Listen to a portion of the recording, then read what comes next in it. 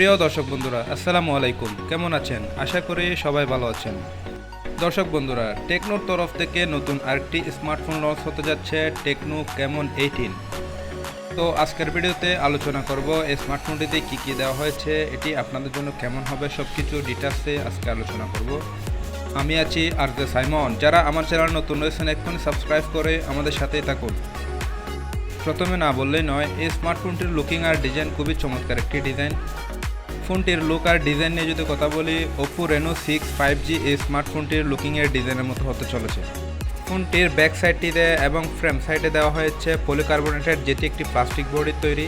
আর এর রেয়ার সাইডটিতে দেওয়া হয়েছে বাম পাশে 3 সেটআপ ক্যামেরা, সাথে কোয়াড এলইডি ফ্ল্যাশ লাইট। এই ফোনে ব্যবহার করা হয়েছে সাইড মাউন্টেড ফিঙ্গারপ্রিন্ট এবং খুবই ফাস্ট অ্যাকুরেট বলা হয়েছে। ফোনটি খুবই স্লিম এবং পাতলা, যার কারণে এক হাতে খুব ভালোভাবে ফোনটি ব্যবহার করা যাবে। এই ফোনটি দুটি কালারে লঞ্চ হবে। এই স্মার্টফোনটি পার্সোনালিভাবে আমার কাছে অনেক ভালো লেগেছে। আপনাদের কাছে কেমন লেগেছে কমেন্ট বক্সে কমেন্ট করতে ভুলবেন না। এইবারে যদি ফোনটির ডিসপ্লে নিয়ে কথা বলি, এই স্মার্টফোনটিতে ব্যবহার করা হয়েছে 6.6 ইঞ্চির সুপার অ্যামোলেড ডিসপ্লে, যেটি কিনা full HD plus রেজুলেশনের display.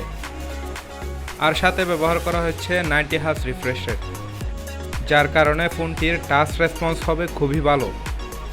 Super AMOLED display হওয়াতে শার্পনেসের ঘাটতি একদমই হবে না, তো ডিসপ্লে হিসাবে খুবই স্মুথ পারফরমেন্স পাবেন। এক কথায় বলতে গেলে টেকনো এখানে খুবই ভালো ডিসপ্লে দিচ্ছে। ফোনটির ওএস থাকবে অ্যান্ড্রয়েড 11। এর চিপসেট হিসেবে দেওয়া হয়েছে মিডিয়াটেক হেলিও G90, যেটি 12 nm আর্কিটেকচারে বিল্ড করা একটি ওক্টাকোর সিপিইউ। আর জিপিইউ হিসেবে দেওয়া হয়েছে মালি G76 MC4। এটি মিডিয়াটেকের নতুন একটি চিপসেট।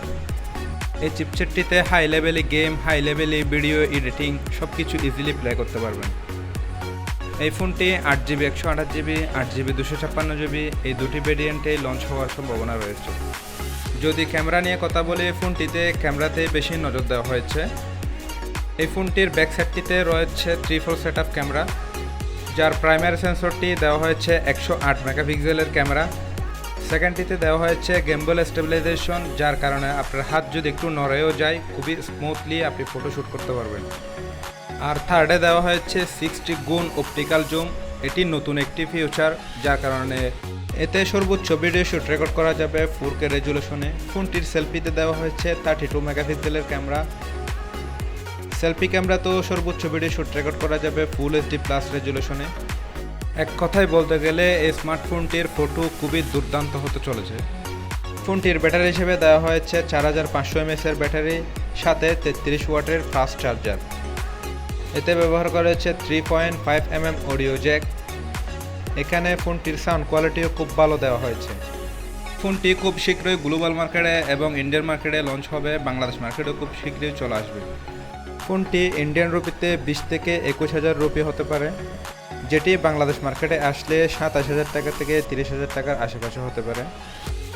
তবে প্রাইজের ব্যাপারটা একটু কম বেশি হতে পারে। তো বন্ধুরা, সব কিছু মিলিয়ে এই ছিল প্যাকেজ। যদি ভিডিওটি ভালো লাগে একটি লাইক করবেন, কমেন্ট করবেন, আর আমাদের চ্যানেলে যদি নতুন হয়ে থাকেন সাবস্ক্রাইব করে আমাদের সাথেই থাকবেন। ততক্ষণে নতুন আরেকটি ভিডিও নিয়ে আসবো। সবাই ভালো থাকবেন, সুস্থ থাকবেন। আল্লাহ হাফেজ।